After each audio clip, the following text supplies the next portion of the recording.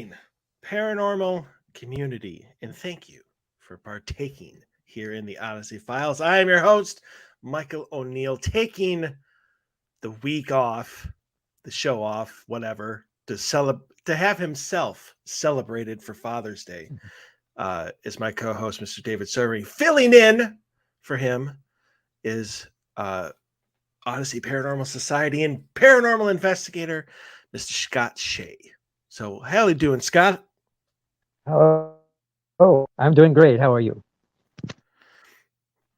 Doing well, doing well. Uh, Did We mentioned last week on the show about, and a couple weeks even before that, about our cemetery event that you were a part of, and um, was doing evidence review of that today. So it's been an all paranormal day. It's going to be an all paranormal weekend, honestly, because I still have more to do and tomorrow to do it. But you're already done. Yep. Yep. I'm gonna go over the evidence that I found again to make sure that I've got um, that I know what I'm doing. I appreciate Yeah. that because you know how well I take to I don't remember this clip. Yeah.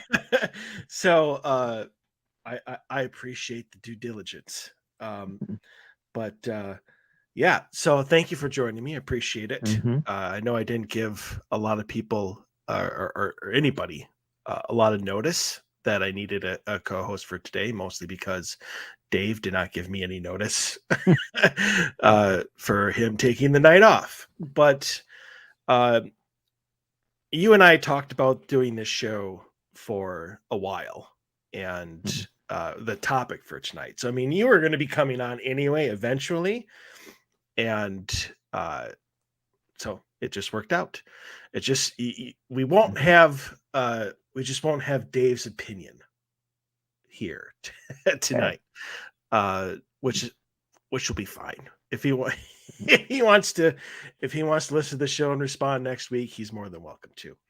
But And we can we always run do a on with a part very, two. we can, because based on your list, or how many are on your list, it Yeah. could be a two-parter. Mm-hmm. It could definitely be a two-parter. So uh, we'll get to why you're being brought on in the second hour. But obviously, our uh, topic for the tonight are kind of biblical myths, and I don't know if that's a misrepresentation of what we're talking about tonight, but it's mostly beliefs that most people think of just either church history or religious kind of beliefs that come from the Bible or the Quran or any of the other texts. Yeah, okay. Just want, for some reason that sounded wrong, but that they believe they understand, but most people have it wrong. So it's almost like the Mandela effect of religion. So um, we will be talking about that the second hour. And just really quick, want to give everybody a shout out to all the fathers and single mothers too, here for Happy Father's Day. I called my father this afternoon and got voicemail and no call back. So apparently not interested in talking to his son. But yeah, anything going on with you? No, not really. Um, no. Um, my dad would be what is would be 116 years old if he was still here. He could still be here. So, uh, I mean, he's well, not he's obviously, but yeah, well, he is in spirit, but there you go. I mean, I know you have intuitive abilities, but this is something that I've never actually asked you. Do you ever communicate with like your deceased family, or is it always just a feeling? Um, okay. Not very often. No, there was. I'll get a visitation in a dream. And there's one time I was doing something around the house. My dad was a carpenter and um, built farm machinery for a living. Um, there was one time I was doing something here in the house, and I was going to move something from one room to another, and all of a sudden I heard my dad's voice very clearly say to me, "That's not going to work." And as soon as he said that, I looked at what I was doing and I realized that I had to take the thing apart more to fit it through the door. No, but but my dad was. I very clearly heard his voice, letting me know. Yeah. So. That's obviously I do not know your father. I've never met him, Hmm. but that does sound like a very fatherly thing to say. Just Hmm. that's not going to work. Yeah. uh, Yeah. No. as Tony Stark said in the Marvels movie, uh, still taking you to school. Mm-hmm. All right. Well, Right. we got a set of stories, Yeah. um, handpicked by me, and I a lot of them. I should say a lot of them. There are some that have a little bit of connotation to what we're going to talk about tonight, um, and I think I got some decent ones. So, in lieu of, and I was talking to Scott about this, and there's absolutely nothing to do with him, because I know it's not easy to do, but for people who have listened to the show for a long time, know that typically when I have a guest host, um, they're not very good at reading out loud. And it doesn't mean that they're not good readers. It just means it's a difference between reading to yourself and trying to get the words out in in a smooth and efficient manner. And so we have decided that I will just read all the stories, but we'll like normal, we'll switch off and who responds first. So here we go. Story number one. I'm afraid my boyfriend had a paranormal experience in my blessed house. Hello, all. I came to you for maybe an explanation of or a similar experience, or possibly to calm my nerves. Firstly, I do not believe in ghosts, aside from the Holy Spirit, if you want to consider him a ghost. But being a devout Catholic, I obviously know demons are real. I've never experienced demonic activity. I have never seen anything paranormal. My fiance came up the stairs last night and asked if I'd ever seen anything quote unquote weird in the house. The answer is no. My house is built from the ground up and was blessed, of course, upon erection by my parish priest, Father Kuth, probably, at the time, probably 15 years ago. My sweet granny, the holiest woman I've ever known, passed peacefully in her room here about 4 years ago. This is the room in question. My fiance claims to have seen a woman last night, about 5'8" or 5'9", with long dark hair, standing in my granny's room as he passed by her window. The moonlight was coming in through two windows on different walls, but the light was not on. He said it freaked him out enough to run up the stairs. This really shook me because my fiance and I have always discussed how we don't believe in ghosts and have never seen anything. He would not say something like that casually or to be silly. I believe him. I want to chalk it up to him being very tired, but I couldn't sleep last night in fear. I don't want a demon in my house, and I don't know where it could have possibly come from if it is here. I honestly hope he's just crazy, but I went in Granny's room and blessed the heck out of it anyway.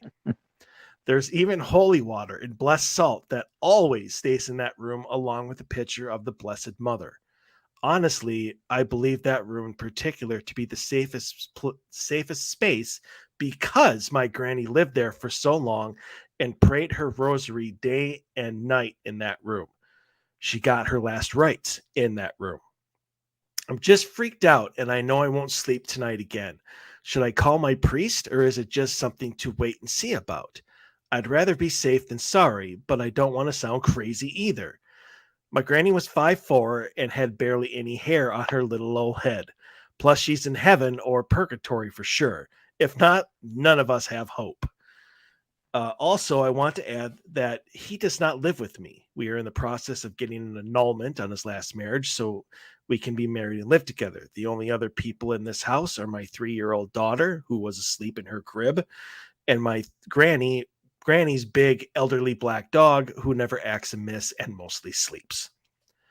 Something I remember in my granny's last day of dementia is her mentioning that she couldn't sleep because of the quote unquote the bad thing or the bad man or the bad lady. As much as that freaked me out back then, I kind of assumed that dementia caused demons in her mind. The moonlighting is very common as well. All right. So there's a lot to unpack here, and a couple different things. And it's the reason that I chose this.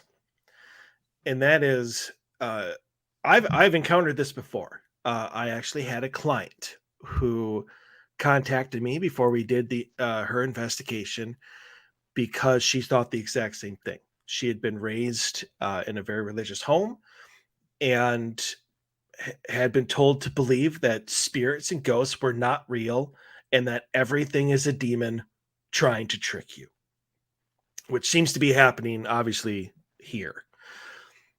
This person does not believe in ghosts or the paranormal, but believes in demons, which kind of blows my mind how you can draw the line that this exists, but this doesn't when they both pretty much exist on the same plane.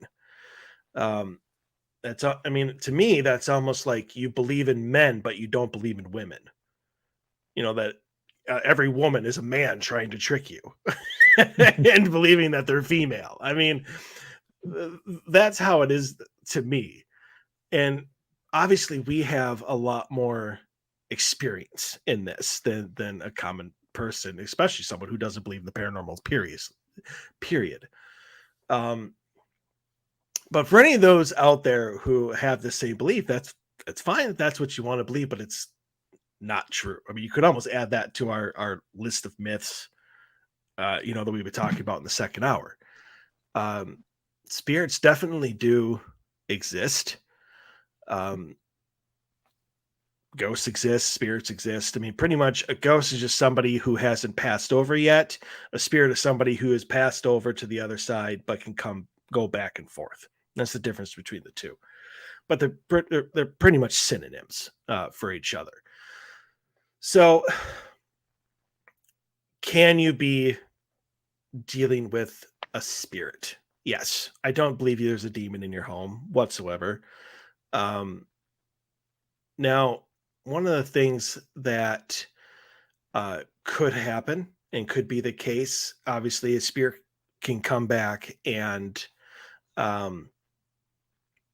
show themselves however they want. So, I mean, just because when your granny died with, standing 5'4" and not having hardly any hair on her head doesn't mean that when she was 24, she didn't stand 5'8" and have long dark hair. The other thing is, it might not even be your grandmother. It could either be a passing spirit that your fiance happened to see. It could be a relative who's coming to visit you, and maybe they're trying to stay out of your path and it was an accident for your fiance to see them. Either way, you're not dealing with a demon, and I don't think that there's anything to fear whatsoever. It was an experience. Welcome to it. And I think you're going to be just fine. I honestly think that it was probably a one-off and that you won't be seeing this spirit again. Or if it is, it's a few and far between. So, but obviously the reason I picked that being the whole, there's no such thing as ghosts, but demons are real, type of thing. So what do you think, Scott?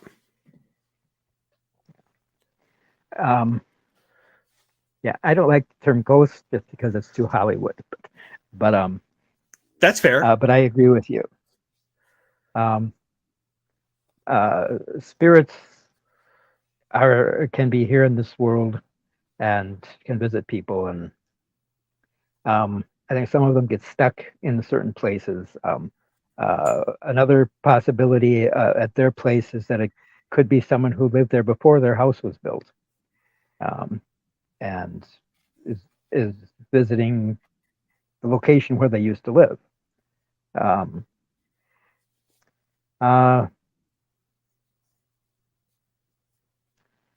um, could say something about purgatory, but that we're going to get into that in the next hour. So, um, um, yeah, like you said, Granny could appear any way she wants to. Um, um, but it's I don't know. I just have a feeling that it's not Granny, but it's not somebody that's going to be hurtful or dangerous or anybody that you need to be afraid of. Um, um, I mean, there are some things that I would like to ask about, like, was the fiance you saw her in the window? Did he see her from outside or from inside? I mean, Yeah, I no. think that was just kind of a mistyping. I think he was Mm, passing the door and mm. saw Or her standing in by the front of the window. moonlight, maybe standing in front of the window. Yeah, Okay. I'm pretty sure he was in the house and stuff. Yeah. Sometimes they're not written perfect. Right. Yeah, I know. But yeah. Um, yeah. Um, well, the uh, apparently the dog is not responding to whatever's there, and neither is the child. Um, so it may have just been something passing, like you said. It just happened to stop by. Um, but again, I don't think it's anything to be frightened about. I understand being freaked out about it, but um, but it's definitely not a demon. It's if anything, it's just a human spirit that they're passing through. Yeah, I mean, and one of the things that you had said that I had forgotten to add uh, was might not have anything to do with the house because they were talking about how the house has been blessed and how it was built from the ground up, Mhm. but that doesn't mean that there wasn't any Mhm. something on the land. There's not Yeah. something from a long time ago. Um, Mhm. it didn't seem, it obviously didn't interact with this fiance, so I mean, it very well Mhm. could be residual. Mhm. Yeah. So um, but we're in agreement though that there's just nothing to worry about. Yeah. Alrighty, Uh, moving I'd on. be interested to know if they see it again. I would too, because then, yeah, because then our answers might change. Mm. Alrighty, story number 2: paranormal encounter at my old job. This happened a little over a year ago when I was in high school, more specifically senior year. I worked part time in a movie theater after school, specifically the closing shift. The town I lived in was your quintessential college town, except the college's year was wrapped up at around this point. So the theater was essentially dead except for weekends and premiere nights. The theater used to be owned by a smaller, more local chain of cinemas before it was bought up. The theater had satellites or smaller concession stands right outside the theaters that served popcorn and drinks. These were never used in the 2 years I worked there, but they were never renovated or even touched since the acquisition. They just sat there, almost frozen in time. One night, I was closing up on myself after a very slow night. The last movie got out at 11:45, so it was well into midnight before I would be able to leave. I'd done all the major closing tasks, but had to do one last check of the theater. As I walked down the hallway, I noticed one of the satellite lights was on. Thinking it was a mistake, I walked over to turn it off. What I was greeted with was the satellite in full operation. The lights were on, the usually shut down icy machine was spinning, and someone wearing the old theater uniform stood there with a smile. I slowly approached and asked him what he was doing there.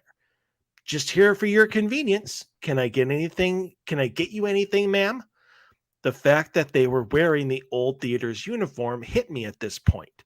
So I went with the logical decision that this was a practical joke by one of my coworkers that I somehow just didn't meet yet. I'd never been a superstitious person, so the paranormal aspect never crossed my mind. What are you wearing? I asked. He nervously chuckled and replied, my uniform? It's what everyone else here wears. At this point, I'm creaked the F out and don't know what to do. This isn't a old theater, though. He then just stared at me with an empty smile, almost piercing through me. I felt like I was frozen in place, like he was keeping me there. And in a blink of an eye, he was gone. The lights were off, and the slushy machine was empty as usual. After taking a minute or two to recuperate, I sent a message to my group chat telling them what had happened. They called me crazy and rightfully slow, and I just brushed it off. I put in my 2 weeks a couple days later, as I had college across the country to worry about. It's been more than a year since that night, and it still echoes in my mind. That look he gave me was absolutely haunting and even keeps me up to this day. I'm going back home after staying with some college friends for a month, so I may give an update soon if something new comes up. Have a great night. What do you think, Scott? Okay. Well, I think it's unusual to see such a extreme full-bodied apparition that it's actually carrying on a conversation. I think it's also pretty cool. I've seen full-bodied apparitions, and I've heard voices, but I've never both at the same time.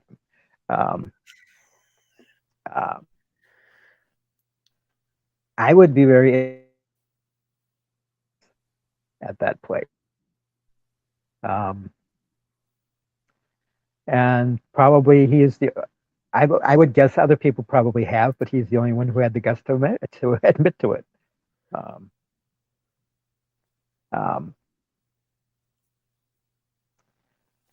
mean, it sounds like a very simple apparition, very friendly one, something that's nothing to worry about. And frankly, I would have enjoyed it myself. But we're a little more experienced in this matter Right. than this Yeah. person probably was, especially being right out of high school. Right. Or Well, he was in high school. He was in high school at the time. Yeah. Yeah. But those were things that I've experienced ever since I was 6 years old, so it wouldn't have bothered me the way it bothered him. But yeah. So what do you think, Mike? So obviously not residual, because residual is not going to interact with you in any way. And they obviously had this full on conversation where he actually answered her, his or her questions, right when I thought it was a she. I'm just going to say she, but I'm wondering, because one of the questions that pops up obviously is why then? What caused that to happen right then, since they had been sitting there empty for 2 years? And I'm wondering, because people who, obviously we know that spirits, ghosts, all this stuff is just energy, and energy creates everything. And so I think if you have enough energy, you can create that scenario, and that you would have the ability to not only manifest yourself, but manifest, a complete experience that, you would be able to interact with somebody. And so I'm wondering if maybe this spirit or whatever is of somebody who obviously used to work there, but had Hmm. recently passed away, obviously much later in life, and had come Hmm. back uh, to like relive working in that moment. Um, and if he has enough energy with him, whether he knows how to use it or not, I have no idea. He may be able to create that entire experience as opposed to just him. Um, and I'm wondering if when she reminded him that, oh, echo. Okay, you'll have to excuse that if that continues. But um, I still don't know why it's doing that. Okay, well, whatever. I'm going to try and continue on and hope that it goes away. It's got to be on your end, Scott. I just don't know why it's happening. Yeah, I'm not hearing anything. Oh, then maybe it's just me. As people who are watching can see, I have brand new earbuds. So I'm testing out something uh, new here tonight. So anyway, if Scott, if you can hear echo and it's just me, I suppose I can live with it. So anyway, um, I agree. Obviously, there's absolutely nothing to fear or to be upset about. I would just honestly take it as an amazing experience, one that people who have been doing this for decades, would don't have that type of experience. Hmm. I mean, I honestly would love to come across like an entire scenario of and be able to interact with a spirit and actually know though um that it's going on. Like I've almost thought about going to like historic tours, like at the Leduc, just to see if I could come across William. That's being somebody that would be taken as a method actor, or somebody who's dressed up in that time period and is like a tour guide, but they're really not. Like I really want to try to come across somebody like that. Um, I just never have because it's a tour, but uh, I'll wait until we get to investigate and then I'll take the tour. But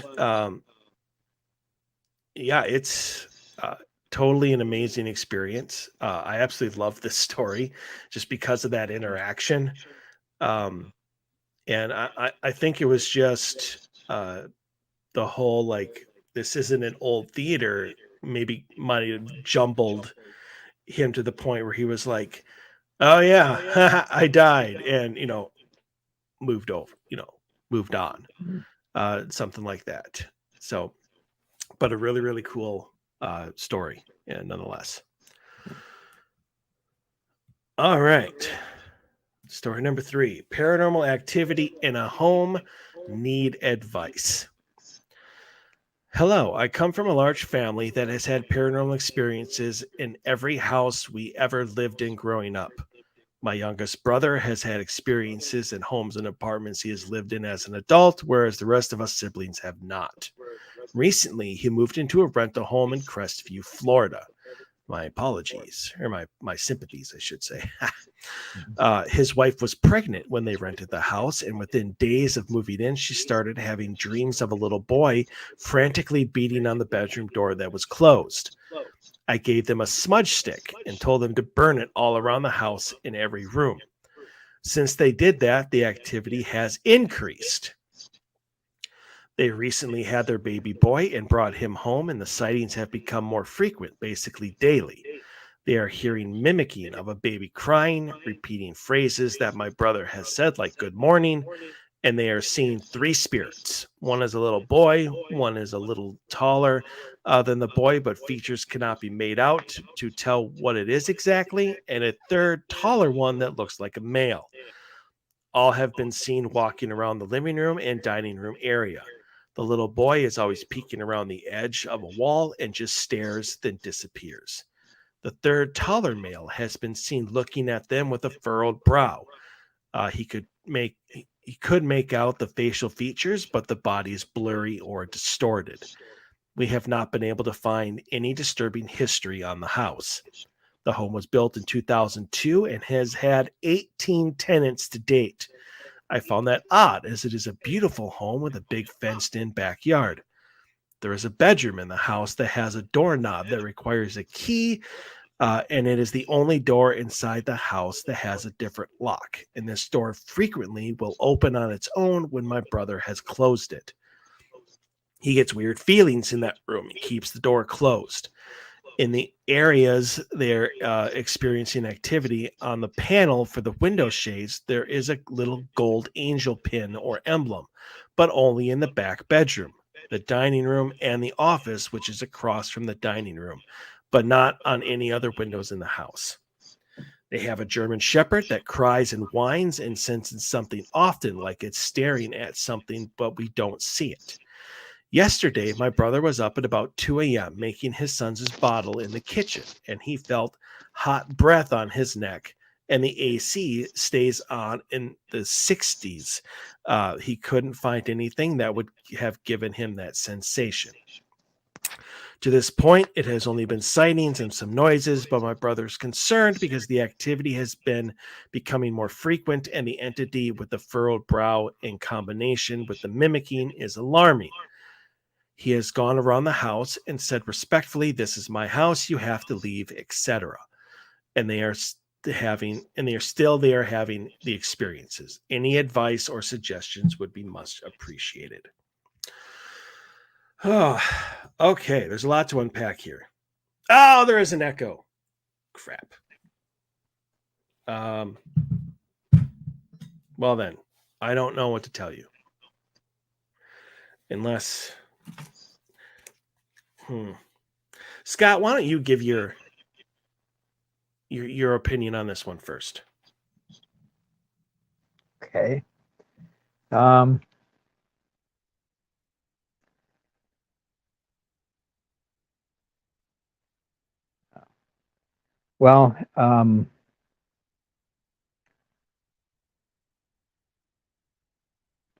one thing that I thought that the family has been having these experiences everywhere they've lived. But now the youngest brother is experiencing them at his home, and the other family members apparently aren't in their new homes. I'm wondering if there's something attached to the youngest brother that's following him around. But it could be just coincidence that he's in a location that is being visited by the little boy, another boy, and the older man.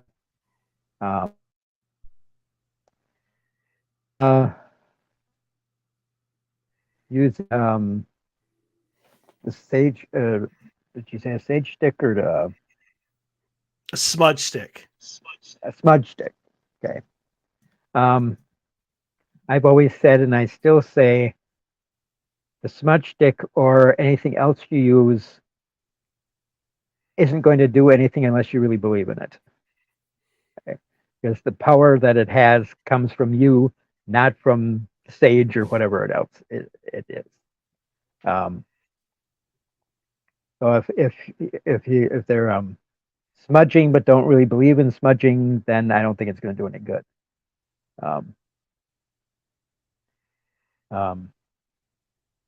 The dog responds to something that they can't see.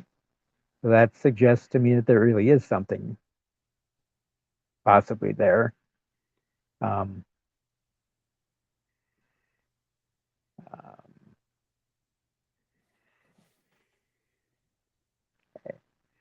and he's the guy who lives there experiencing something hot on his neck. So there's some kind of physical contact happening. Um,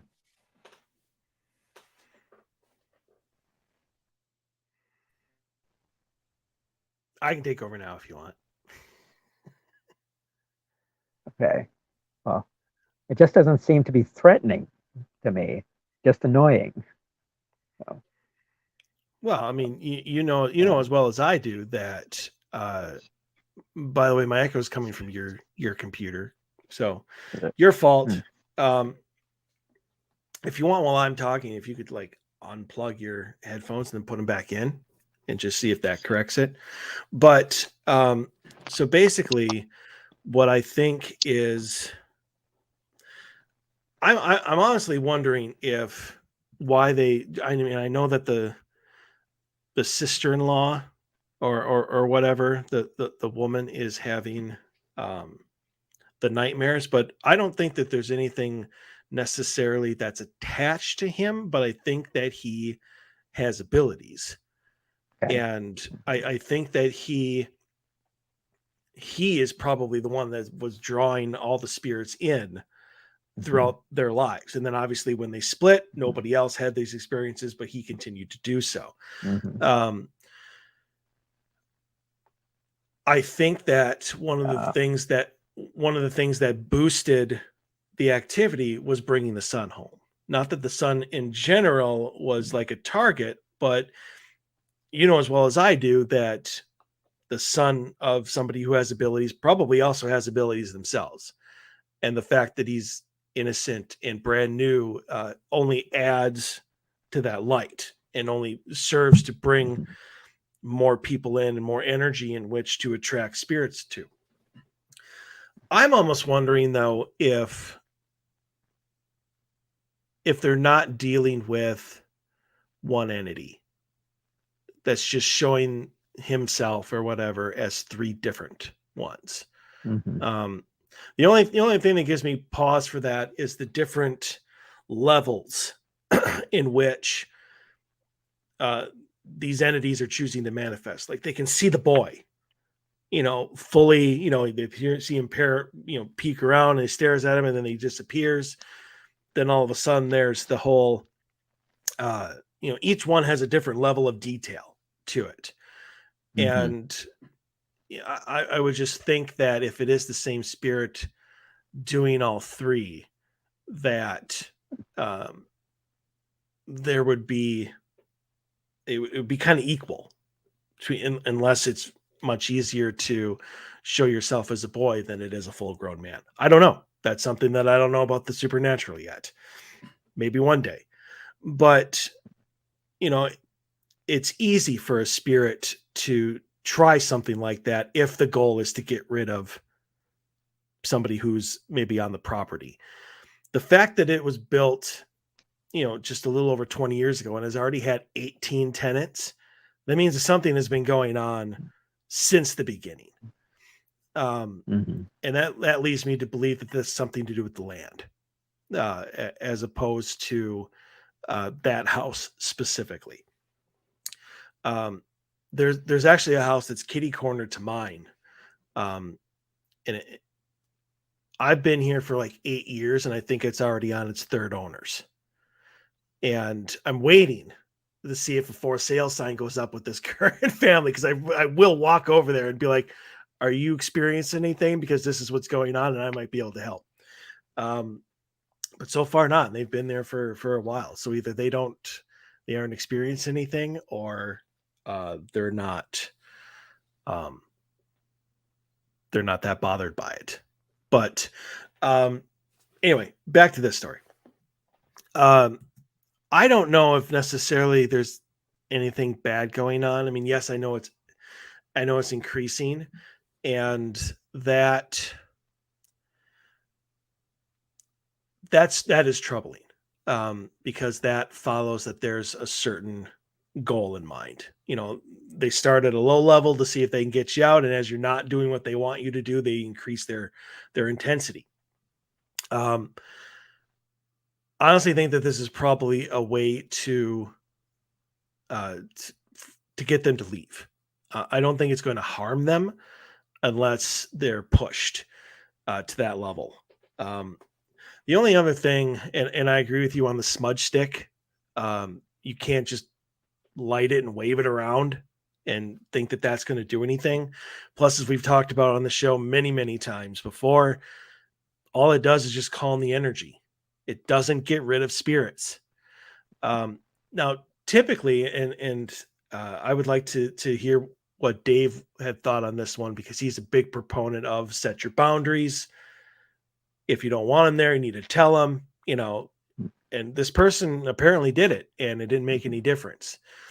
And uh, it's one of the first instances where I've heard of that because usually spirits will abide by it, unless obviously they're very, very determined uh, that they're the rightful tenants of that property, Mm, and the people have no authority to mm, claim that they are the one that has to leave. Uh, mhm, this is one of those instances where I would strongly recommend bringing in a reputable paranormal team to help you figure this mm, out. I would, if you don't want to go that route, then obviously a medium, somebody who'd be able to uh, talk to these spirits and actually see what it is they are doing there and what they want. But this is something where you're going to need some help. And um, I hope that you get it. I don't think, especially right now, that even though, yes, it is upsetting and annoying and intrusive, I don't think you're in any physical danger. I'm honestly glad that the child really doesn't seem to be bothered by it, uh, and that the dog is just whining. But I do think that there is something going on there. What exactly could be mm. multiple different things. So I would bring somebody in whose job it is to figure that stuff out. Us. Well, Mhm. not us, because that would be a long, long drive to Crestview, Florida. Not that I wouldn't make it if you paid for expenses, but um, yeah. So, I mean, do you have anything to add? Um, just to um, back up what you said earlier, that he may have some abilities, and um, spirits are generally drawn to people who have abilities. You know, and They're the they light in the seek them out, darkness. especially, yeah, especially if they want to try and get to somebody. Um, they will be drawn to someone who is able to relate to them in some way.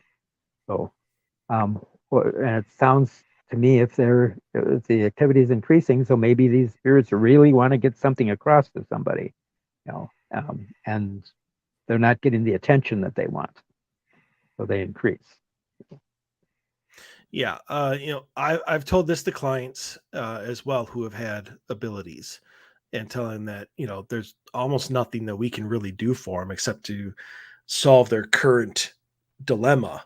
But then a month down the road, another spirit will come in.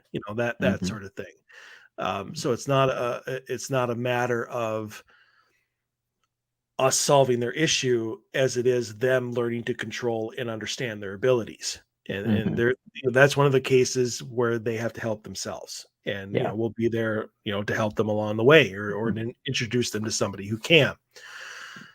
But um I forgot where I was going with this. Oh, sorry. Paranormal on the brain. But anyway, um it's oh, I remember now. So how a spirit, I guess, reacts to the person either giving them attention or not giving them attention depends on who and how the person was in life. A Mhm. lot of spirits keep the traits, that they have in death that they had in life. And so Yeah. if you were a very aggressive person, if you were selfish and self-centered and your needs mattered more than anybody else's, if Mhm. you're ignored by somebody who you're trying to get help from, you're not going to take that very well. Mhm. But and you may start acting out, you may start slamming doors, you may start screaming, you're probably going to try to manifest yourself if you can. If you're kind of a mild-mannered, respectful person, then being ignored, you might just be like, okay, well, obviously they can't help me, and away they go. Or they might try some way of communicating with you, and then if you're told, I'm sorry, you have to leave, okay, and then you leave. Um, so I mean, like I said, there's a lot of different scenarios Mhm. here that could be the cause of this. Um, and I mean, honestly, this is like a case I would love. I would love to do this case because Mhm. there's so much activity, but there's also so much to understand, and there's so much to figure out. And this is just something that's right up our alley. Mhm. um, so, but yeah, good to go on to the next one. Sure. Okay, something of a darker one here. Story number 4: sexually assaulted by a spirit. I'm dealing with a spirit that sexually assaults me. I feel vibrations underneath me sometimes. I have a hard time using the bathroom. There is a presence of malevolence. I don't know how to get rid of it. I've been very anxious because of it and been discouraged from seeking help. I've been trying to get help, but I've been attacked for bringing it up. I was told it's hallucinations and have heard medications can help. Not the most detailed one, but the background is there. What do you think? Um, I'm wondering who's discouraging her from seeking I, help. I think the entity is. Okay. And it's the entity that's attacking her when she tries to bring it up uh, to get help. Um,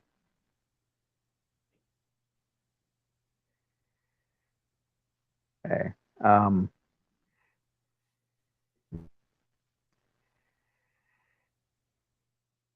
Don't worry, Scott. We got all night. I don't know. Yeah. Um,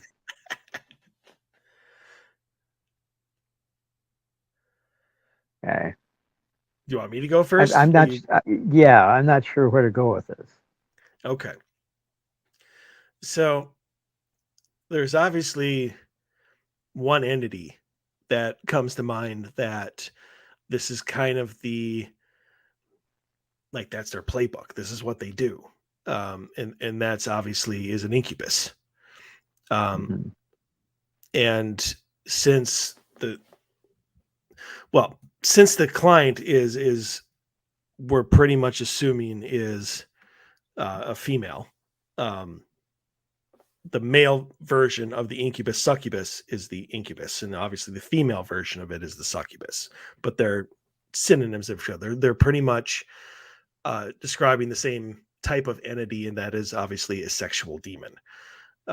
They get their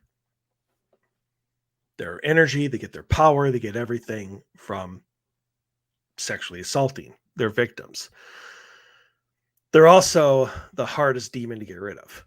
Um, one of the things obviously that gets rid of demonic entities is exorcism, and that comes from possession. And the thing about these sexual demons, these incubus and succubus, is they're not interested in possession, so they don't ever really go that far. They come, they attack, they get what they need, and then they go someplace else. And then when they want it again, they come back. So you almost have to catch them in the act, so to speak, in order to uh, try and do something. Um, I have, over my years of being an investigator, I've come across many clients who have canceled investigations. Like they have reached out for help. Uh, they've contacted us, or they have contacted whatever team I was on at that time, before Odyssey.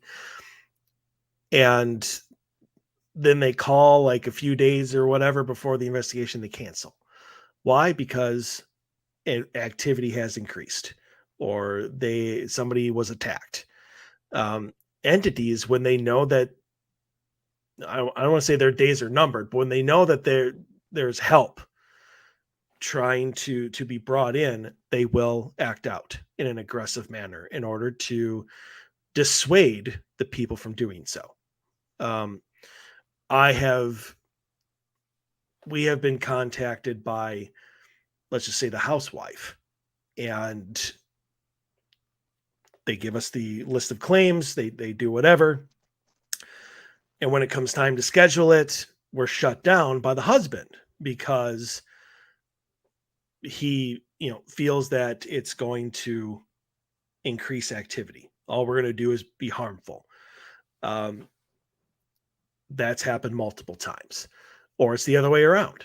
The husband, or maybe even like a teenager, will reach out, and the parents are like, nope, all it is going to increase activity, and I don't want that. And I want people in here who are going to make things worse, even though it's our entire job to make things better. So, I mean, these are not new claims. The whole attacking or dissuading somebody from seeking help. If you're brave and you're strong and are willing to ignore it and trust the fact that the people that you are bringing in know what they're doing and can help you, then that's fine. As awful and as nerve-wracking as it is to think that maybe you're doing the wrong thing and maybe you should just leave things the way they are and live with it, or move, or whatever, then you can get what you need. But I don't know. I don't think I've ever said this in the show. Maybe I have. But sexual demons are not attached to anybody. I honestly think that the best thing for this person to do is move and leave that area. I don't think it's going to follow. The only thing is, you might be turning over whoever is there after you over to them. I don't know. I don't know how that side of things works. But from what I have gathered and what I know of these entities, if you leave, they do not follow. But so during my rant there, Scott, you looked like you very much disagreed with what I was saying. Well, not necessarily. I'm just looking at it from more than one angle. I think one thing that the person could do is maybe bring in a shaman to try and determine whether there actually is something there. Um, um, and to determine if it is like a incubus. The shaman knows how to deal with things like that, and might actually be able to remove it. Then again, I'm also a licensed psychotherapist. I'm wondering about the hallucinations and if the medications might help. For real, but I'm thinking I don't want to discard the person's experience. So I think that having somebody who can determine whether what's actually happening there would be a good thing. And if the person comes in and says, I can't find any spirit here or any whatever, maybe the person then should seek some other kind of counseling. As Well, I'm glad you Yeah. brought that up. Because I mean, that is something that I did not put in mind. Is you can seek, a licensed psychotherapist or a psychologist, and have them do tests on you. Have them see if you're hallucinating or if you even need Mhm. medication. So I mean, yeah, if they come, it could be you can Yeah. do it either way. You can either have Mhm. somebody come in and find out if there's something in your house, and if not, then yes, seek medical attention. Or you can Mhm. seek medical attention to find out, to make sure that there's absolutely nothing wrong with you. Yeah. And then obviously medication is not needed. Um, these are the kind of instances where you don't want to have you don't want to believe that when people tell you you're crazy, you're not that you believe them. I think Mhm. I think that only helps embolden the entity, if there is one. Mhm. Right. Um, Yeah. so you need to do what's best for you. Either Mhm. find out what is going on and try to get rid of it, or Mhm. try to see if there's something up with you and then fix that. Mhm. Um, but you need to do something soon. Like, this is not something like, I'll do it next week. Like, Yeah. there's no delay here. It needs to be done. And so, yeah. Um, Terrible situation, obviously. Mhm. Nobody should ever have to deal with that, whether it's hallucination or not. Mhm. But yeah, I definitely think that you need some guidance, either way. So, Yeah. all righty. Well, it's break time.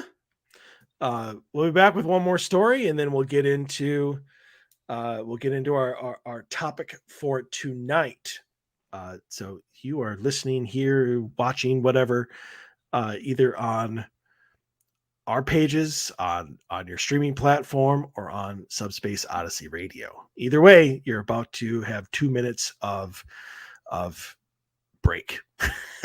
So see you on the other side.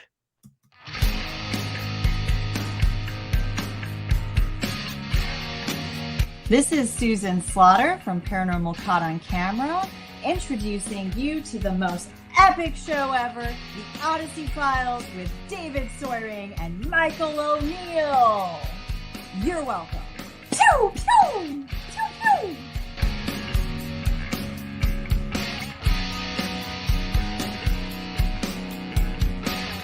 Hey, this is Grant Wilson from Ghost Hunters, and if you ever have time that you never want to get back, spend it listening to Mike and Dave on the Odyssey Files. This is Heather Taddy of Paranormal State and Alien Highway. I can't say that the Odyssey Files are out of this world, but Mike and Dave are quite abductable.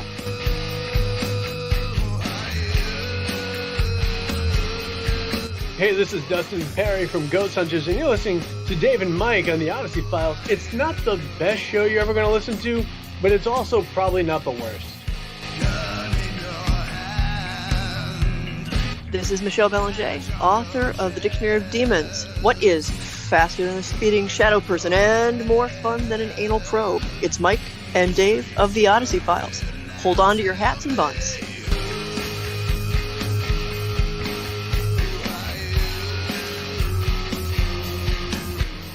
This is Elizabeth Saint.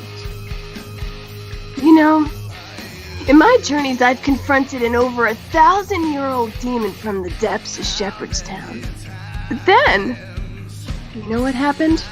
I came across Mike and Dave. And hot damn, nothing could have prepared me for the Odyssey Files. My second favorite radio show. I love you guys. And we are back. So, did you enjoy those, Scott? Yeah. That was I good. think those are probably the first time you've ever heard them. Mm-hmm.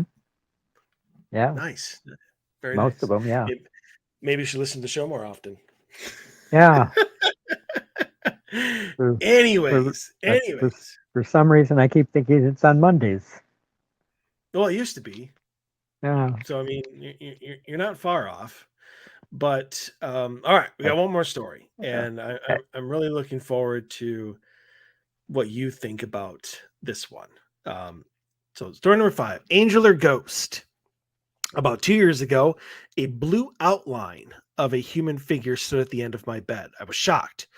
The first thing I did was make sure I wasn't asleep. I pinched myself as hard as I could, rubbed my eyes, laid back down, and sat back up to make sure what I was seeing was real. The figure looked like it was a man. He was tall and slim. The blue, the outline that outlined him twinkled between dark and lighter blues, almost like a colored static. It was just the outline, and the rest of it was dark, almost black. Although I was shocked, the figure brought a sense of peace. I stared for a while before closing my eyes. I haven't seen it again. So, I mean, obviously, Dave and I just talked a couple weeks ago about the symbolism of colored eyes. And, now we're dealing with auras. And blue, always seems to have the sense of innocence. And so, I mean, angel or ghost, I don't know. I want to say probably a spirit of some sort, only because I would think that an angel would be able to manifest themselves a little better than just having a blue outline with everything else being black. Black obviously is, in this case, is not evil, is not negative. It just means that they weren't able to manifest themselves completely. But they were able to have the blue hue. So I'm wondering if maybe not necessarily an angel or even a ghost, but maybe your spirit guides, somebody who may not have the angel title, be of that level, but somebody who is there to protect you, a guardian angel, I guess you could say. That has many connotations to it, many different definitions.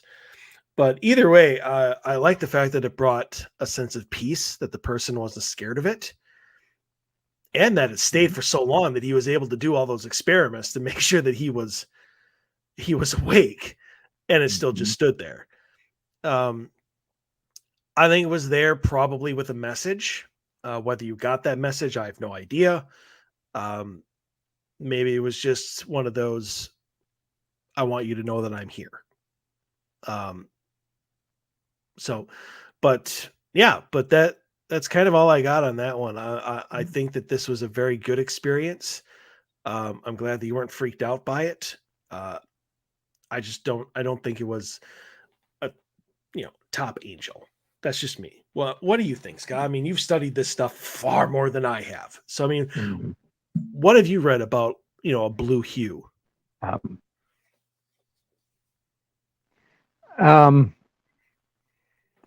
think you're close to that. It's a peaceful, nothing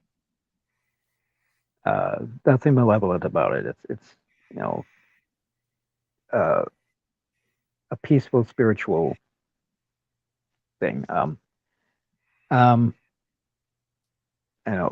kind of wondered if it's a type of shadow person, but I don't think so. I like your idea that it could have been like a spirit guide or something. That's so we all have spirit guides. So this may have been a spirit guide just looking in on the person, because they do that a lot, and this person just happened to see them this time.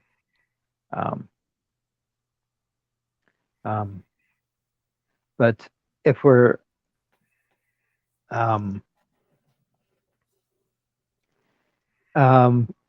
if this person was just falling asleep and not quite asleep, during that hypnagogic stage of where you're awake and you're not entirely asleep, psychic uh, visions. This may have been something that visits her every night, but she just happened to see it this time. Um, so, um, so I think it's something malevolent or benevolent. It's just looking out for them and seeing, just stopping by to say, I'm watching out, and I hope you're doing okay. Terminology is very important here, Scott. Yes, it is. Yeah. No. Don't be I think mixing that benevolent with malevolent. Yes. Yeah. Oh, I think this was a good visitation. If it was, of somebody that was being kind and caring. I agree. All right. Well, that does it for this week's mailbag. Again, if anybody has any paranormal stories or questions that they'd like to send in to us, OdysseyFilesRadio@gmail.com, or you can direct message us on any of our Facebook or social media pages. Although this show only has two, YouTube and Facebook. So there you go. All right. So moving into tonight's topic. So before we dive into your extensive list, and I love the fact that it's extensive. Like, it's not like, oh, there's like 3 things. No, you have like what, over 30, you said? Yeah. All right. So whether we get to them all tonight, I don't know. We might have to do a lightning round. But I said this, I kind of made this disclaimer a couple weeks ago when Cena was on and we were talking about the afterlife, which obviously brought up religious views and my opinions of them. But there are 2 main things that people get very divisive about. There we go. Sports and religion. So regardless, and I just want to throw this out there, regardless of whatever Scott and I say tonight, it's just our opinions. You could take them or leave them. So, I mean, if you want to agree with what he has to say, perfectly fine. If you want to disagree, perfectly fine. Everybody's beliefs are their own. But what brought this on for me was the conversation that you had, I believe, with Haley. But the whole team was there, and that was right before our presentation at the Brooklyn Park Library when we were talking about Lent. And you had brought up that people had it wrong, that it wasn't all meat that people were supposed to not eat on Fridays. It was red meats. You could have like chicken, right, and stuff like that. And I thought that was interesting because I did not know that. And neither did they. I mean, people follow these beliefs and in these ways of behavior and thinking because they're either told to, or they learn to, or they misunderstand something. And it's interesting to me, and it's helpful for me to, even though I don't participate in it, to know what is true and what isn't. And so I thought that it would be a good show topic to see if there were others, if there were other misinterpretations, if there were other things going on through either biblical texts or just historical misinformation, all this other stuff as to something that people could do. But before we get into your list, there's a reason that I selected you for this, and that is because you have been studying this shit for years, and you're very, very, very knowledgeable. And I would like you to just throw out all of your degrees. And then, why is it should people listen to you? Because you're not just a paranormal investigator who's read the Bible. There's hundreds of thousands of paranormal investigators who have read the Bible or, other things. Why should people listen to you? Well, as far as my degrees, I have a Bachelor of Science in Religious Studies. I have a Master of Arts in Theology and Spirituality with minors in Scripture and Church History. I have a Master of Theological Studies in Pastoral Ministry and Christian Doctrine. I have a Master's, I also completed a Master's program in Counseling Psychology. I have a PhD in Theology and Metaphysics. I'm an ordained interfaith minister, a licensed psychotherapist, as I mentioned. I'm a certified grief recovery specialist, and I'm also a shamanic practitioner. And he doesn't eat sugar. Right. Sorry, I just want to throw that in. But yeah, so there you go. And let me just point out again, he's an investigator on my team. So there you go. All right. Well, let's since if we wanted to get through them all, that gives us literally 90 seconds per one. Let's just start kind of on the major ones and work our way down. Okay. Yeah. We're not going to get through all of them. I just, but I was thinking the first one I would start out with is the actual language of the Bible. Because there are actually some people who don't realize that it wasn't written in English. The Bible was originally the Hebrew Testament was, which we call the Old Testament, was written in Aramaic and Hebrew. The Christian Testament, which we call the New Testament, was written in Koine Greek. And Koine Greek, that in itself is interesting because there's modern Greek, but back in those days there was classical Greek and there was Koine Greek. Classical Greek was the language used in government, and the rich and powerful people used classical Greek.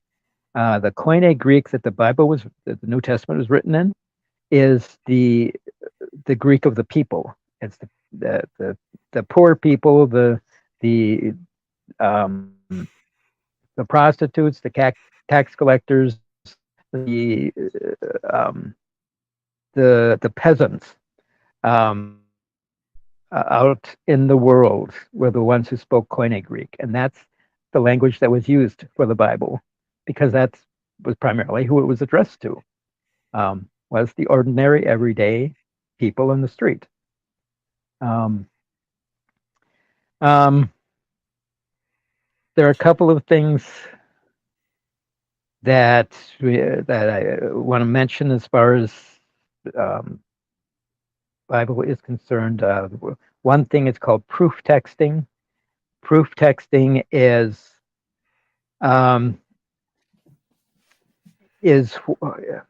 when a person quotes or misquotes a text of the Bible out of context in order to prove their point. And who would do something like that? It happens a lot. You don't say. Yeah. And if you go back and read the context of what's written and when it was written, it doesn't mean what they say it does. They're just quoting it out of context to try and prove their point, to make it look as if the Bible agrees with them. An example of that might be the old adage that's been around maybe centuries was spare the rod, spoil the child. Okay, It doesn't actually say that anywhere in the Bible. It's not in there. But people keep saying, like it says in the good book, spare the rod, spoil the child. It doesn't say that. The only thing that comes close to saying that is passages where it talks about the shepherd taking their children out with them to tend the sheep, and if wolves or lion attacked, they would use their rod and their staff to protect the child and the sheep from the attacking animal. Okay. It was never used against the child. It was used to protect the child. Okay. But people have many times have tried to use that as an excuse for hitting or using the switch on the child.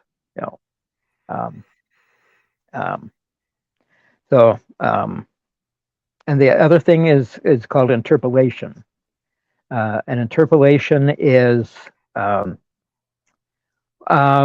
when something that was not in the original text is added to it.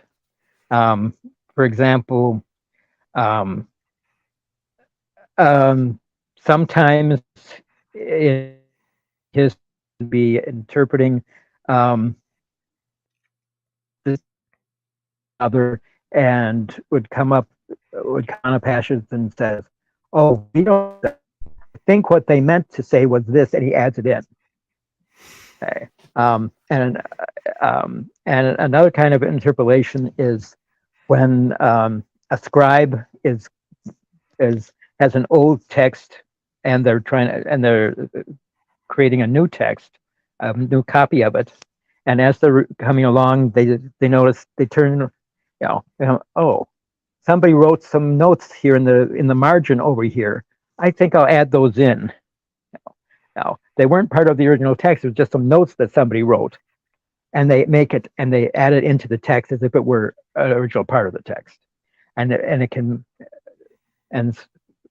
experts, scholars can tell when this happens because the handwriting changes, or the grammar changes, or something else changes and they can say, "Oh, this was added later. This isn't part of the original."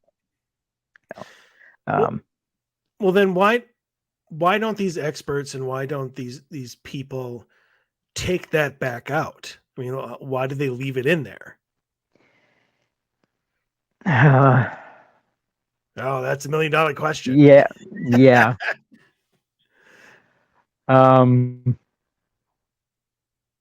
Because, well, for one thing, they probably don't have the authority to do that. Well, why did the people have the authority to add it? Because nobody was supervising them. So Jesus, they were, that's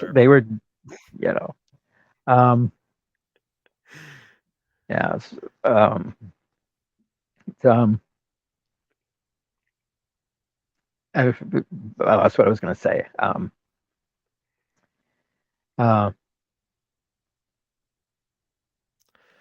Okay, but anyway, those are a couple of things that have to be taken into consideration.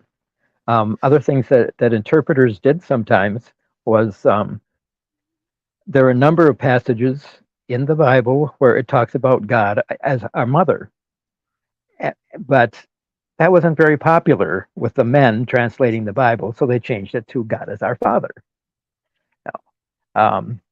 And many of the feminine images of God that are in the original text of the Bible have been taken out and made male.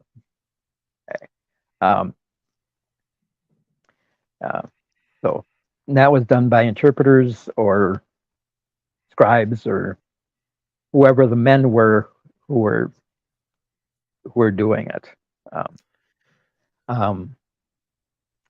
Other things that were in history, like with the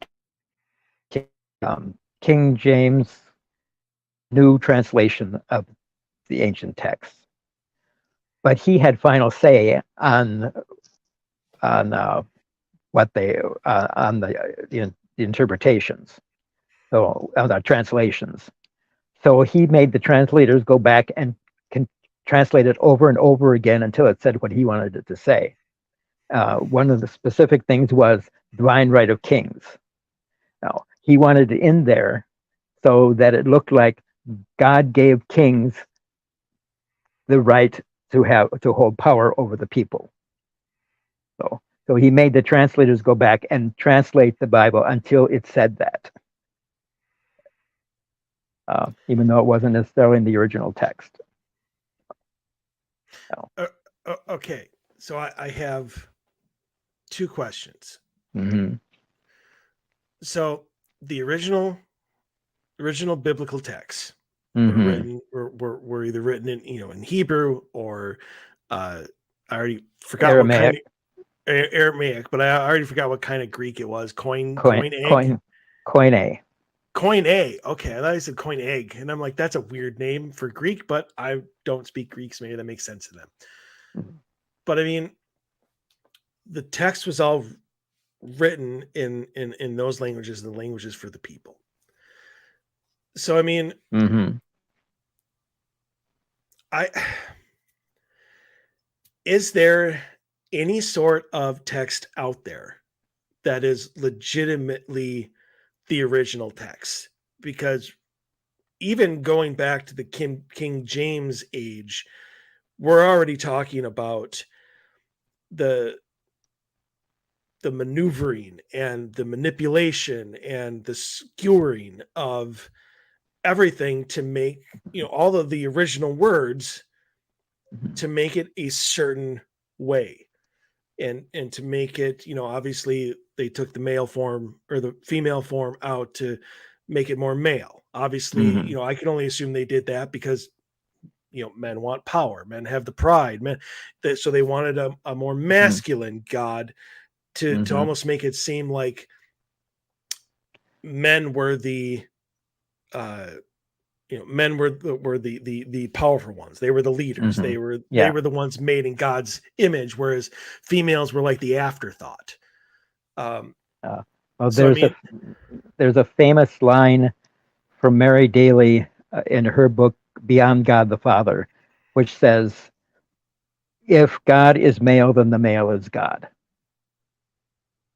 yeah, I got about 3.5 billion examples of that not being true. Mm-hmm. Starting with me, but yeah, but I mean, I'm kind of jumping to the end here, and I don't mean to do this because I still want to go over everything because everything you've said so far has been amazing. Oh. But is there a way, or is there anything out there now that is original, or is it so skewered, so changed, so manipulated over time, or here and there and there and there and there for generations, centuries even? Does anybody know what the original text even says anymore?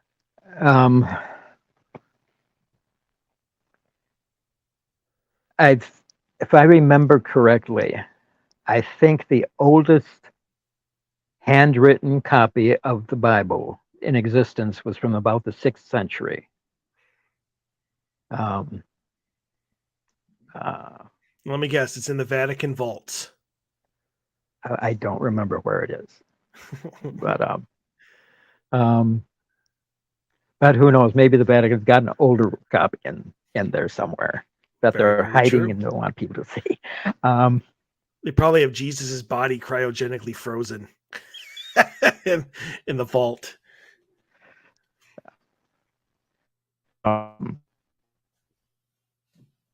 But no, we don't have anymore. I think the oldest one is around the 6th century. I could be wrong about that, but that's what I remember.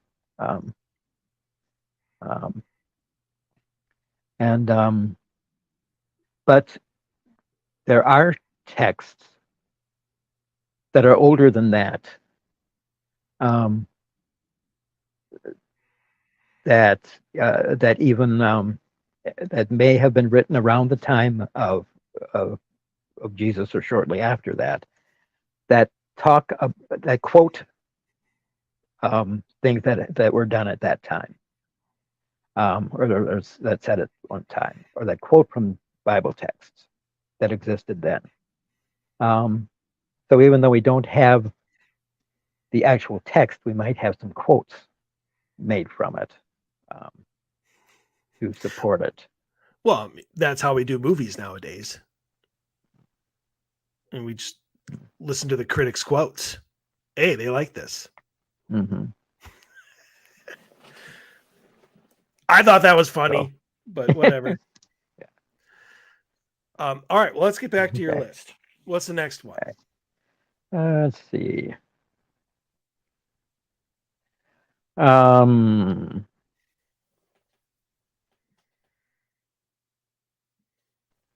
Something that's interesting that you may not know, a lot of people might realize, is the Book of Psalms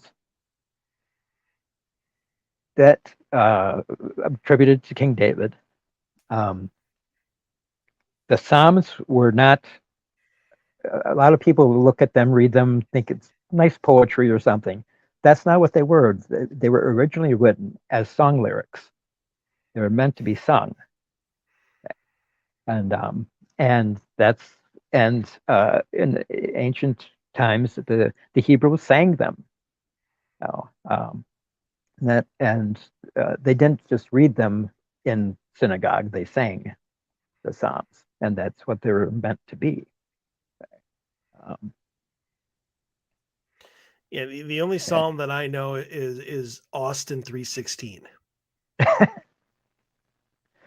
Okay. which states, "I just whipped your ass." Yeah. All right, I'm sorry. Throw that in there. Talk about your Psalms. Talk about your John 3:16. What is John 3:16? If you don't mind my asking, I honestly don't know. John 3:16 says, "God so loved the world that He sent His only Son to save us." All right. Okay. That seems to be like the variation. There's a variation on that says, "God so loved the world that He did not send a committee." Wait, say that again. God so loved the world that He did not send a committee.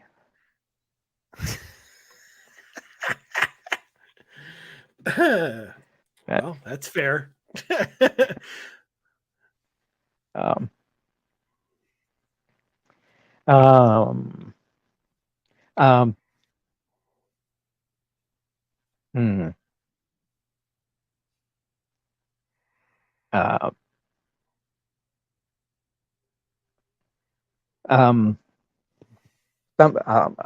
Mention the Ten Commandments. Now, this is more my thinking than maybe some others, but the Ten Commandments, I believe, were not meant as laws or restrictions or anything like that. And the Hebrew Testament, when it talks about God having the covenant with the people of Israel, God is often referred to as the groom and the people, the bride. And the covenant is like a betrothal, and the people. So they are in a marriage relationship. And I believe that the Ten Commandments were meant as marriage vows, not as laws. They're much more like marriage vows. They're saying, these are the things that you need to do to have a healthy relationship. A relationship with God, a relationship with yourself, a relationship with other people. You follow these vows and you will have healthy relationships. Do not steal, do not murder, honor your father and mother, do not covenant lie. Thy neighbor's wife. Do not commit adultery. These are things that it's saying, these are ways the things that you need to do to have healthy relationships. They're not saying, I don't think God was saying, these are my laws, do them or I will send you to hell. He was saying, this is what you need to do to be in relationship with me, to have a good relationship with each other. Remember, keep holy the Sabbath. He's not, and Jesus later says the Sabbath was made for us, not us for the Sabbath. But when God says, remember to keep holy the Sabbath, what he's saying is celebrate our anniversary. No, that's what he's really talking. No, Right, and I can completely see why. I think that. I'm sorry, Scott. You broke up there. I thought you were done. Go ahead. Oh, I was just going to say that, and he needed to call them the 10 Commandments because nobody would listen to the 10 suggestions. Mm-hmm. I wouldn't. But wow. But But actually, I haven't looked to see what they're called in Hebrew. The Ten all the Commandments. study, and you didn't even look. Yeah, but or I can't remember. I mean, I studied in school, but remember that was almost 40 years ago. But commandments is our English translation of what it says in the Hebrew. So that could be skewered too. It could be. Great. So I had Cena on to destroy the afterlife, and now I have you on to destroy religion. Nice. We're doing well this month. No, we're not destroying religion. Yes, we are, because everything is wrong. Everything is taken out of context. Yeah. Everything was moved and manipulated to help the people in power and the peasants, as you put it.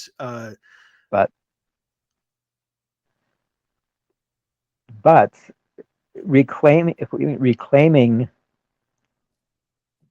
the original text is actually very empowering. Agreed. Because the things that were changed were done in a way that excluded people. That made rich and powerful people more rich and powerful. And the things that were changing back were saying the common people are just as important as the rich and powerful. Everybody's equal. Nobody's better than anybody else. That's what the rich and powerful people want people to believe, is that they're better than everybody else. And yes. The Bible is saying that's not true. Everybody is equal. Everybody is just as good as everybody else. Well, I completely see why that was taken out. Said me sarcastically. Okay. I just want to make sure people may confirm that. Okay. All right. Next.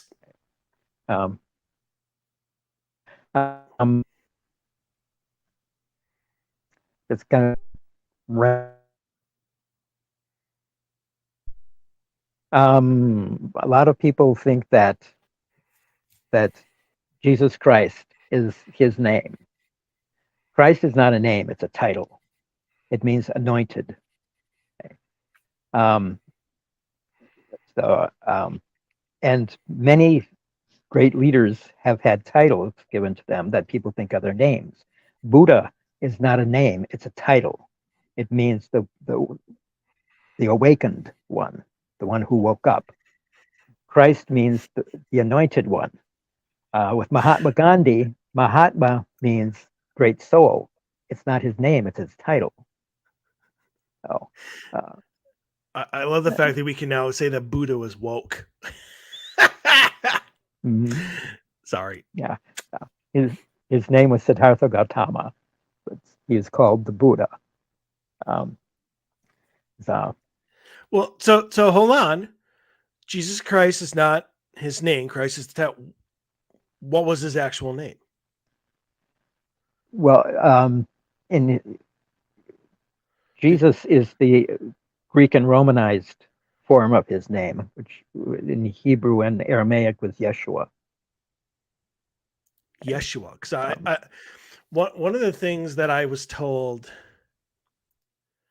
I think by Bishop James Long, was that if you ever want to see if there is like a malevolent presence in a place, you ask them if Yahweh is their Lord and Savior, when Yahweh was supposed to represent obviously Jesus Christ, and God in general. So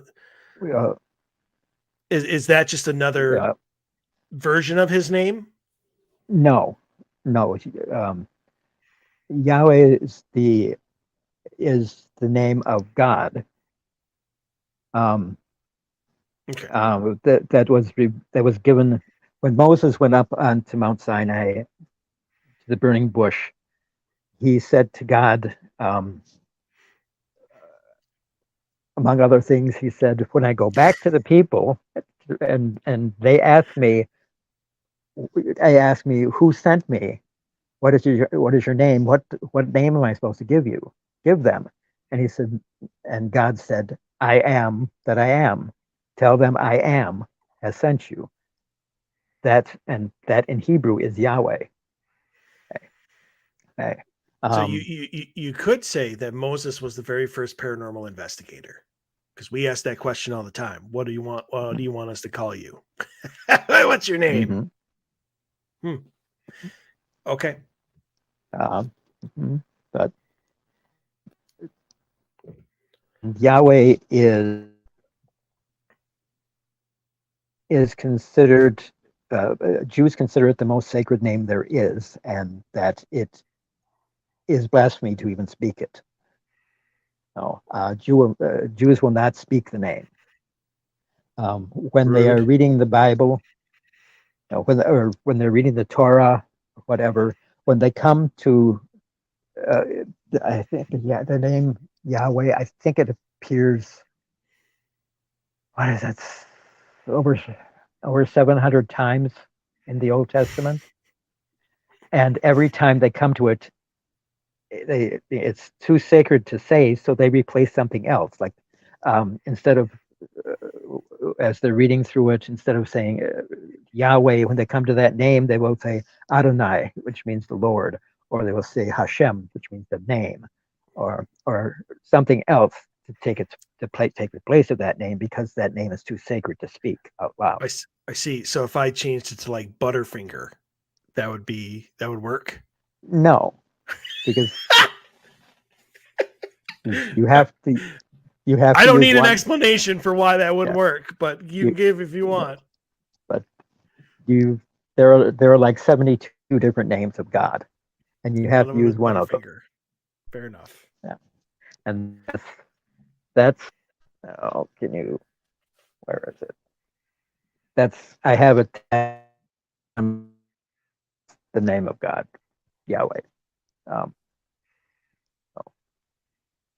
Interesting. Okay, so say the name of Jesus once again. Yeshua. Okay, so he's kind of like Madonna and Cher, like just the one name. Well, no, and back in the time, he probably would have been called Yeshua Bar Yosef, or son of Joseph, or Yeshua Honestri, Jesus of Nazareth. Gotcha. Okay, so I have a really quick question. It really has nothing to do with it. I mean, it does, but in an off sort of way, because you weren't there for it, and I think maybe that you had sought it. There was a stone at one of the places, one of the cemeteries that we went to, that was had a deacon. That was, so you know that stone. Yeah. It's one of the most prominent ones there. But I noticed for the first time this past time that he has a cross, etched into the stone that has MJJ on it. M the top, and then on the two, extended of the T, the cross of the T or whatever. JJ, and obviously it's not initials for anybody that is named there. But I asked, and I don't know if I got a response yet because I haven't gotten that far, but I almost thought maybe it stood for Mary, Jesus, and Joseph, Yeah. Is that common? Because I've never seen it like that before. Yeah, it's very Catholic, but yes. Okay, so that is what it stood for. Yeah. Oh, sweet. Go me. Mhm. All right. Continue. It popped into my head since we were talking about names and Mhm. stuff, and I never got a chance to ask you. Never even thought to ask you, to be honest with you, until right now. Okay. Interesting. Okay.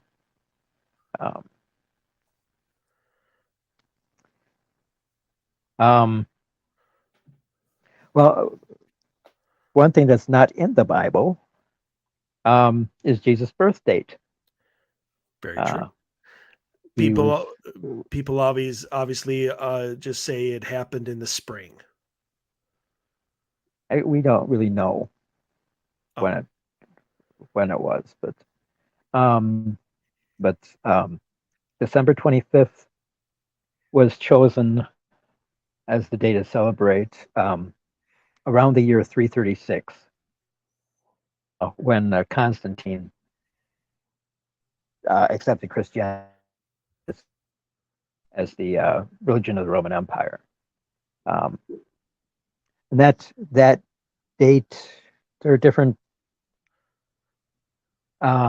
theories about why that date was chosen. But the one that I was taught was that it was chosen because it was at the time of the winter solstice, and the pagans already believed, they already had this belief in the mother goddess giving birth to a divine god, male god.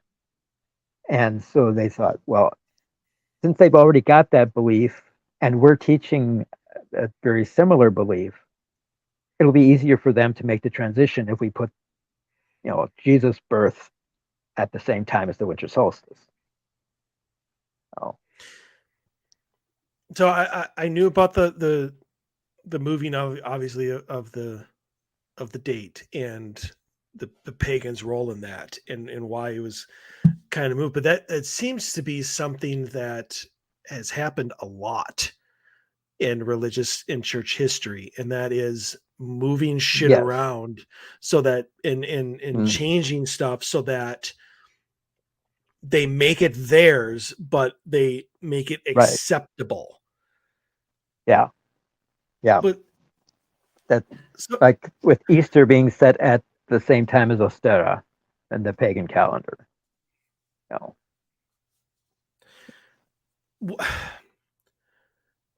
With people being and claiming to be devout Catholics or Christians or anything, and again, I'm not shitting on anybody's religious views here. My question is that, like, it's almost common knowledge now that, Jesus's birthday was moved to December 25th, and that it's pretty much, like in the spring sometime or whatever. Like, nobody really knows the exact date. Mm-hmm.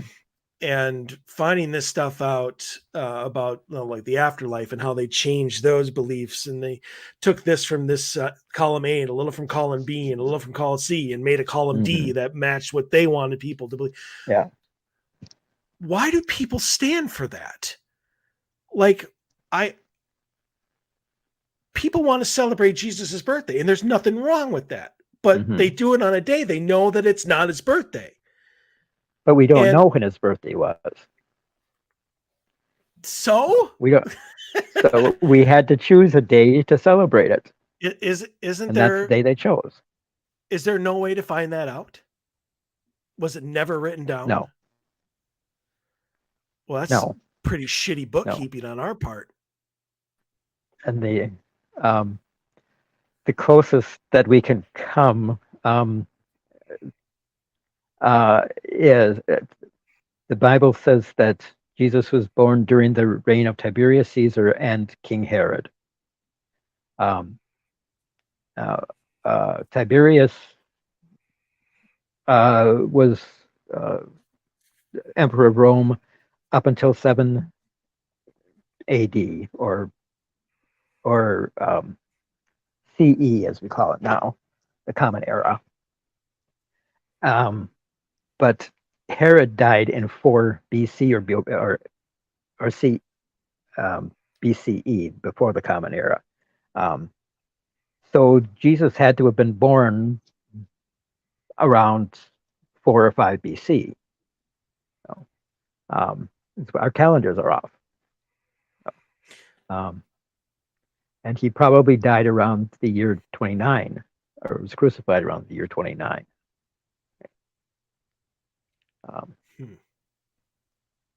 In nobody, in any scripture, in any writings, in any letters, like you're constantly like, I take this segment from the letter of David, or or a letter of Paul to Corinthians, that nobody was like, I attended Jesus's birthday party.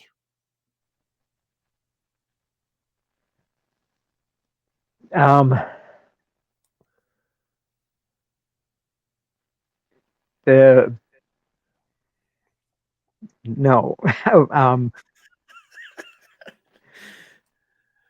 I don't know if that just didn't matter to them, but they never wrote it down.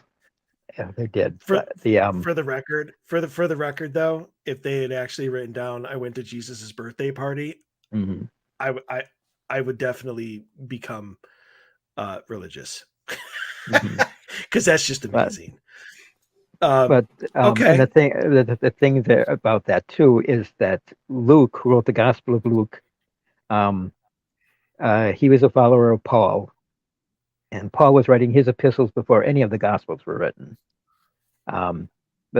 But Luke, who wrote the Gospel of Luke and the Acts of the Apostles, he actually went back and interviewed Mary and talked to her, and that's where he got some of his information to write his gospel. And as he interviewed her and got a lot of information from her, but the date of Jesus' birth was not part of that.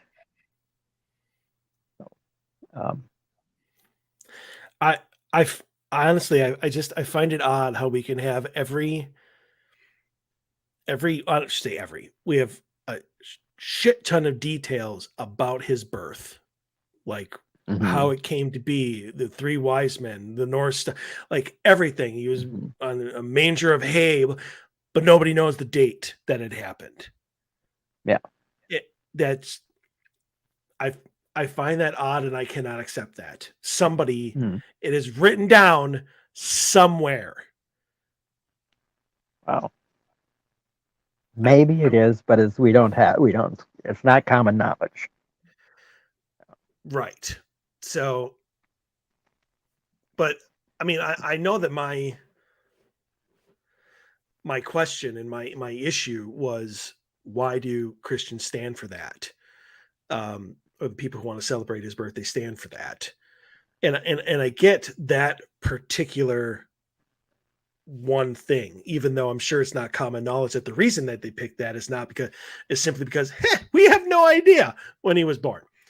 But there's other things too, like I was talking about with the afterlife. Like this thing seems to be taking and just be a jumble of stuff to make things easier for people to believe, and we all do.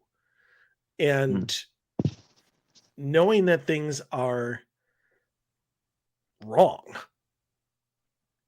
I guess I don't understand why there's not more discussion, at least to try and find out what is the actual truth. And I don't know, but all right, do we have any more? I mean, of course you have more, but I mean, let's I want some more. This is amazing. I like this. I'm learning shit all over tonight. Okay.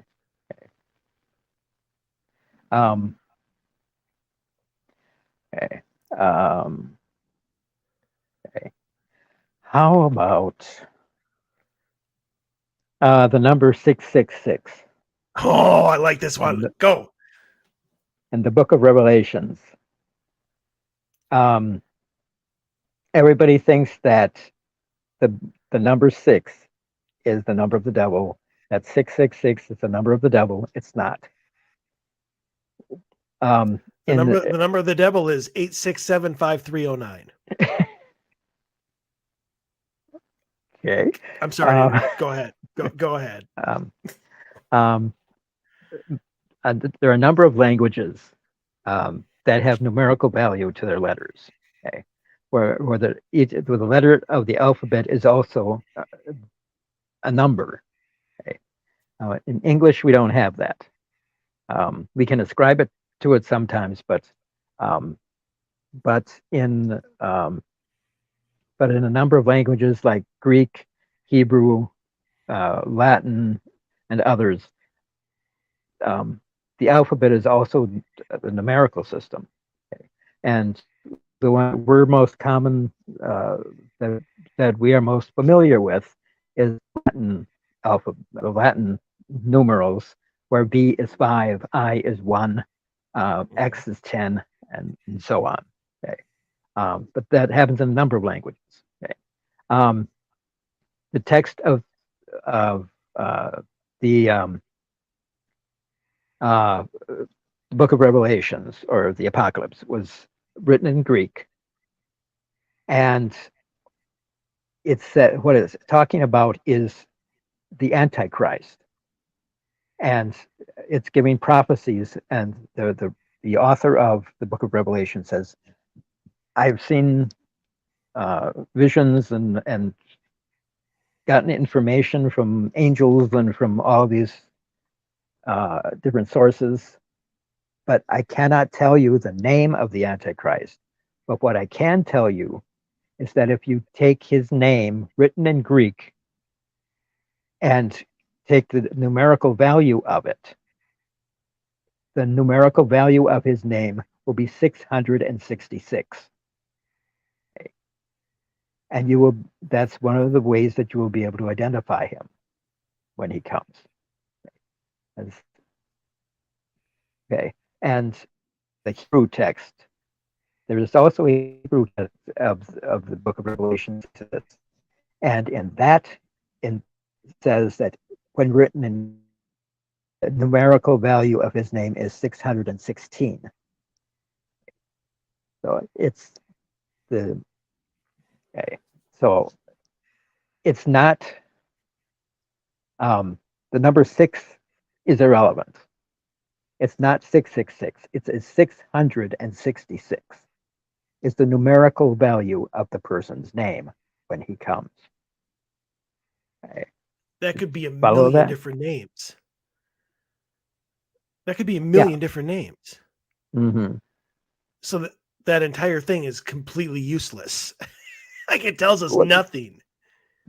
No, because there's a lot of other information that comes along with it, like the area of the world he's supposed to come from, and other clues. It's going to come from France, isn't he? No, but I don't know. You're hesitating a little bit there. No, that's a whole different story. The French. So, because when people start talking about, obviously, the whole 666 thing, and obviously people are, I remember a Ghost Adventures episode where, somebody had spray painted, supposedly a demon had spray painted, 666 across somebody's ceiling. And it's like, no, I don't believe that whatsoever. But, and it did turn out to pretty much be fake. But I keep going back to the movie End of Days when they talk about how, they tried to explain it where whoever they were quoting, and I can't remember, saw 666 in a dream, but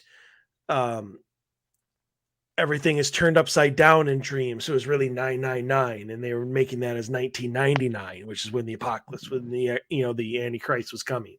I mean, so even that was like, I understand it's a movie, but even movies do a lot of flipping research to try to get some stuff right, especially religious type movies, because you're going to have a mob on your hands if you get stuff too wrong. Mm-hmm. But I mean, even that has no basis whatsoever in even religion. 666 is just the numerical, not even 666, 666 is just the numerical number of the name of the Antichrist. Of the Antichrist, yeah.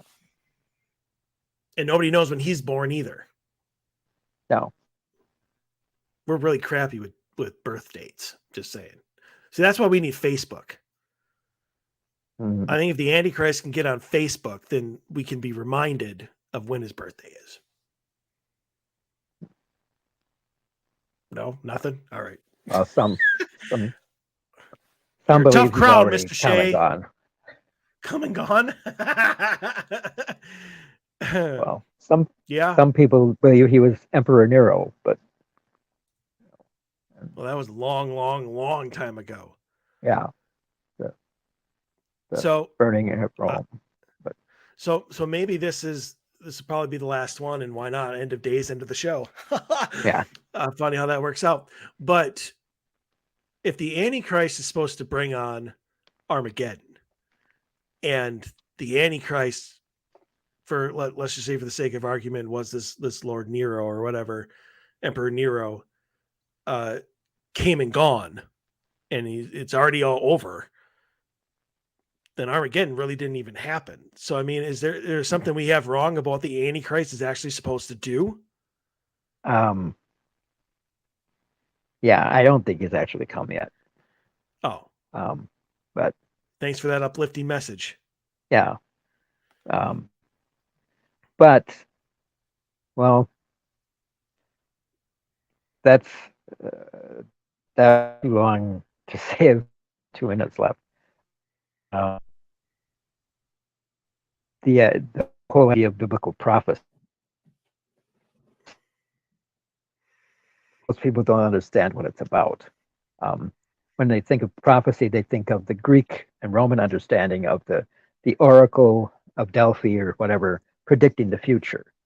The Hebrew prophets, that wasn't what they were about. They did a little bit of that, but mostly what they did was,